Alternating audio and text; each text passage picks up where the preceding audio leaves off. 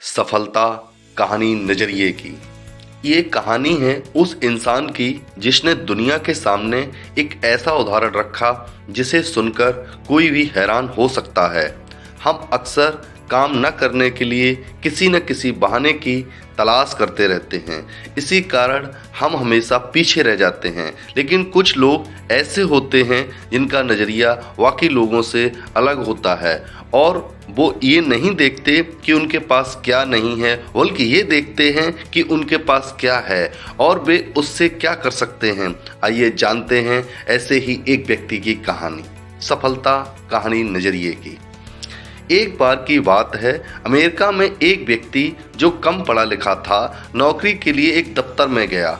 काम था साफ सफाई का। इंटरव्यू के बाद उसे एक दो काम करने को कहा गया। लड़का गरीब था और उसे नौकरी की ज़रूरत भी थी, तो उसने बड़ी ही लगन से वो काम किए। काम देखने के बाद मालिक ने कहा, शाबाश, मुझे तुम्हारा काम बहुत पसंद आया, मैं तुम्हें ये नौकरी देता हूँ। तुम अपनी ईमेल आईडी मुझे दे दो, मैं तुम्हें अपॉइंटमेंट लेटर भेज देता हूँ। लेकिन सर, मैंने तो ईमेल आईडी बनाई ही नहीं है। क्यों? आजकल तो सब ईमेल आईडी बनाकर रखते हैं, इसके बिना तो काम ही नहीं चलता। सर, मैं बहुत ही गरीब परिवार से हूँ और कंप्यूटर चला सकने की मेरी औकात नहीं है। कृपया मुझे इस नौकरी पर रख लीजिए। देखो, मैं मानता हूँ कि तुम इस नौकरी के काबिल हो, लेकिन हम ज्वाइनिंग ईमेल से ही करवाते हैं, इसलिए तुम जा सकते हो। इतना सुन लड़का निराश होकर वहाँ से निकल गया। रास्ते में चलते चलते उसने देखा कि एक औरत सब्जी वाले से टमाटर के बारे में पूछ रही थी। उसके पास टमाटर नहीं थे। औरत बूढ़ी थी और बाजार जा नहीं सकती थी। तभी उसे एक ख्याल आया। उसने अपनी जेब में हाथ डाला तो उसने देखा कि उसके पास $10 बचे थे।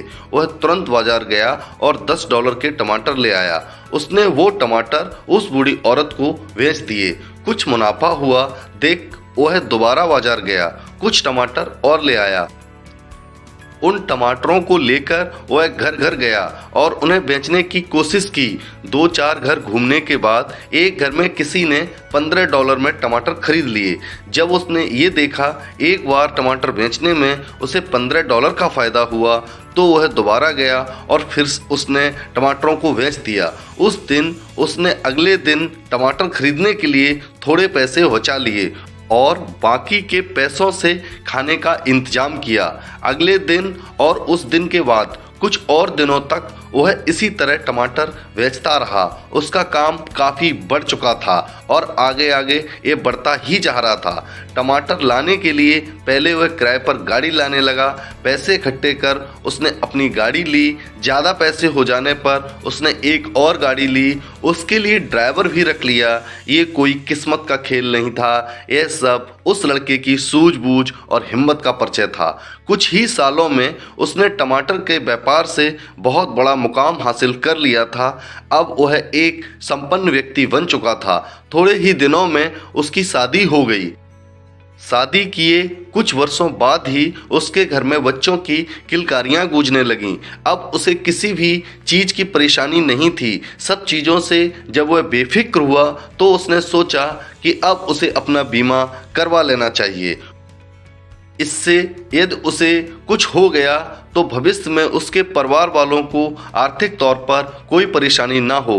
बीमा करवाने के लिए उसने बीमा एजेंट को फ़ोन किया। अगले दिन बीमा एजेंट उस व्यक्ति के पास आया। फॉर्म भरते समय सब कुछ भरने के बाद एक कॉलम खाली रह गया।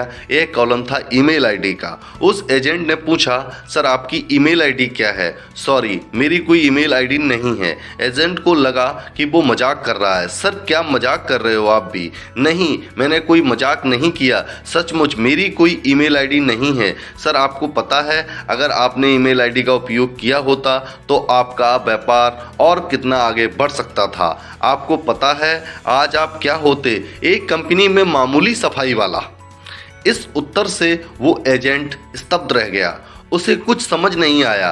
तब उस व्यक्ति ने उसे अपनी कहानी सुनाई, जिसे सुन एजेंट को ये एहसास हुआ इंसान के अंदर इच्छा हो तो वो कुछ भी हासिल कर सकता है और इसके लिए ज़रूरी नहीं उसके पास सभी साधन मौजूद हों।